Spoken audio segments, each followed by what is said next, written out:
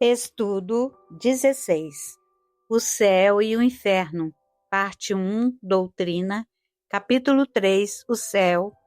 Itens 13 a 16.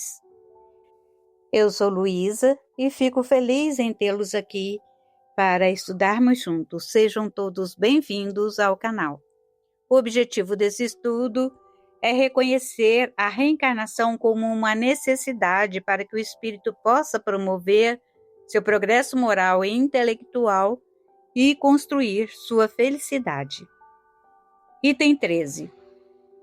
As atribuições dos espíritos são proporcionadas ao seu progresso, às luzes que possuem, às suas capacidades, experiência e grau de confiança inspirada ao Senhor soberano.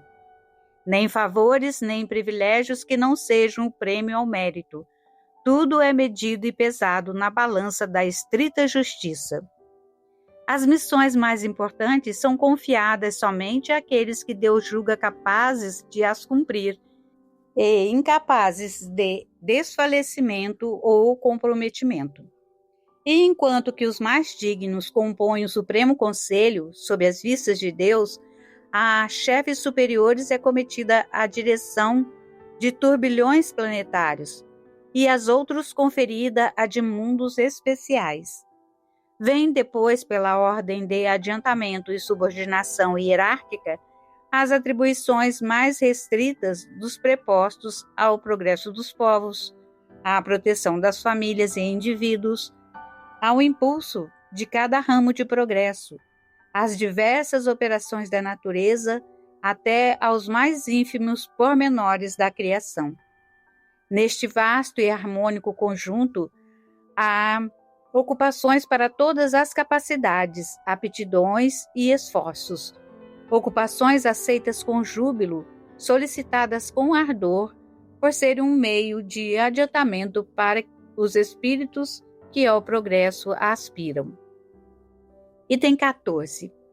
Ao lado das grandes missões confiadas aos espíritos superiores, há outras de importância relativa em todos os graus, concedidas a espíritos de todas as categorias, podendo afirmar-se que cada encarnado tem a sua, isto é, deveres a preencher a bem dos seus semelhantes, desde o chefe de família, a quem incumbe o progresso dos filhos, até o homem de gênio que lança às sociedades novos germes de progresso.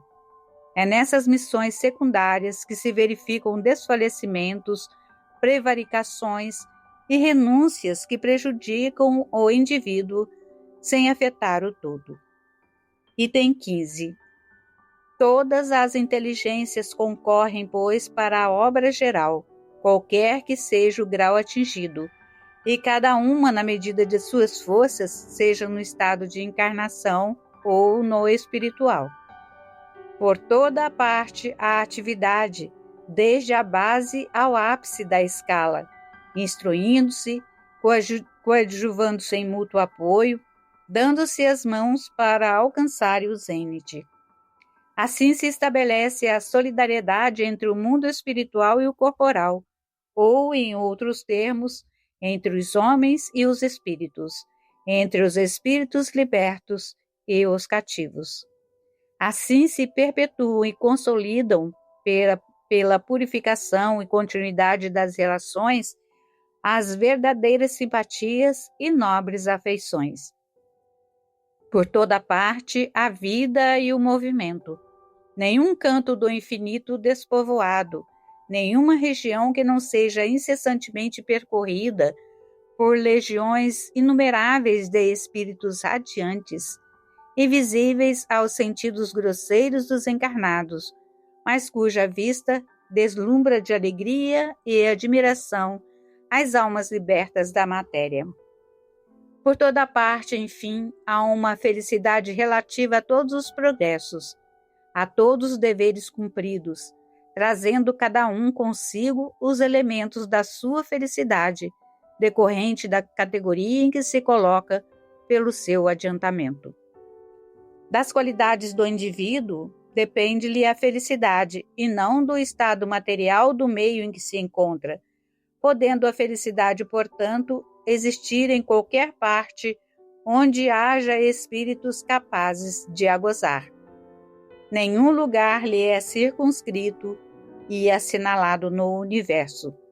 Onde quer que se encontrem, os espíritos podem contemplar a majestade divina, porque Deus está em toda parte. Item 16. Entretanto, a felicidade não é pessoal. Se a possuíssemos somente em nós mesmos, sem poder reparti-la com outrem, ela seria tristemente egoísta.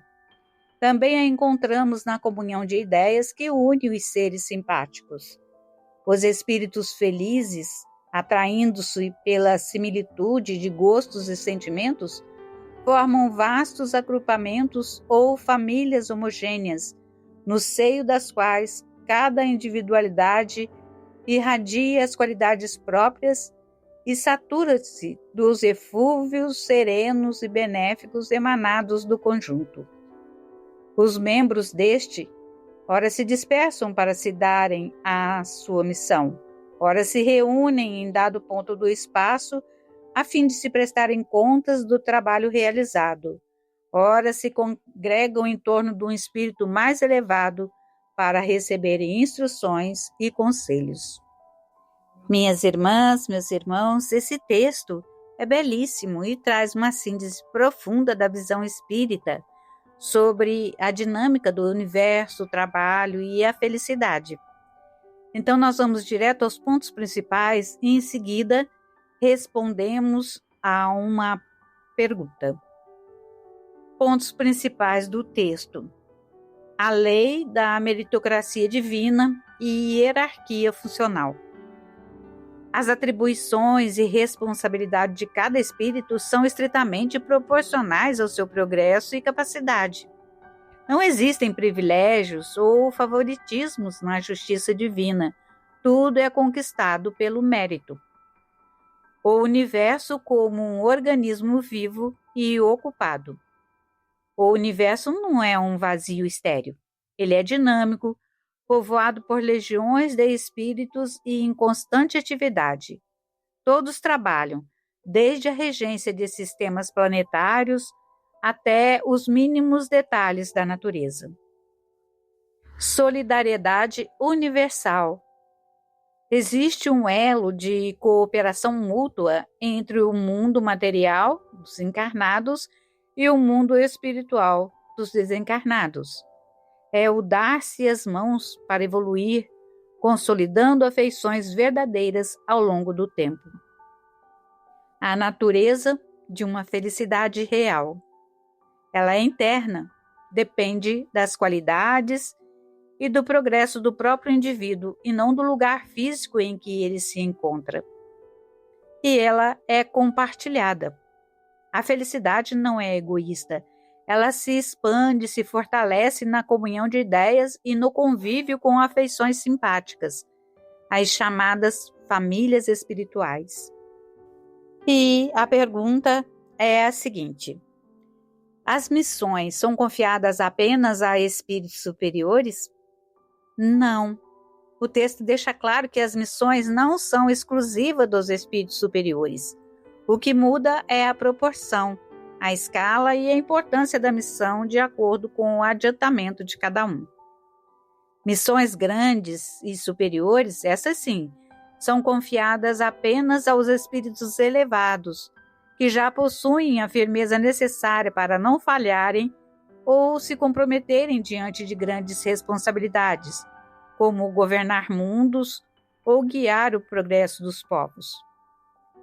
As missões secundárias são concedidas a espíritos de todas as categorias, incluindo nós mesmos.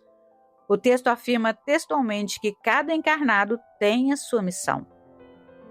Cada encarnado tem a sua, isto é, deveres a preencher a bem dos seus semelhantes, desde o chefe de família a quem incumbe o progresso dos filhos, até o homem de gênio que lança à sociedade novos germes de progresso.